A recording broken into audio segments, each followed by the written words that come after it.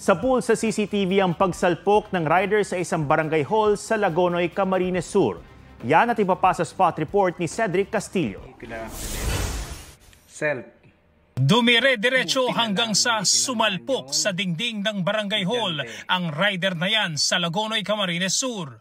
Mabuti na lamang at mabilis na nakaiwas ang isa sa mga estudyanteng naglalakad sa lugar. Ayon sa ulat ng GMA Regional TV Balitang Bicolandia, mabilis ang takbo ng motor. Wala namang naiulat na nasaktan sa insidente.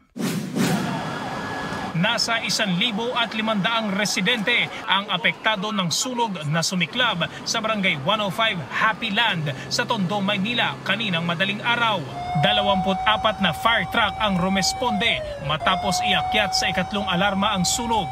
Mag-aalas 7 na ng umaga naapula ang apoy. Ayon sa BFP, mahigit 100 bahay ang nasunog kung kailan magpapasko pa naman. Isang residente at fire volunteer ang sugatan. Inaalam pa ang sanhi ng sunog. Tinatayang nasa 68 million pesos ang halaga ng 10 kilong hinihinalang shabu na nasabat ng mga pulis sa Cebu. Sa ulat ng Super Radio Cebu, arestado sa buy-bust operation ang isang lalaki na dati nang nakulong dahil sa ilegal na droga. Wala siyang pahayag. Cedric Castillo nagbabalita para sa GMA Integrated News.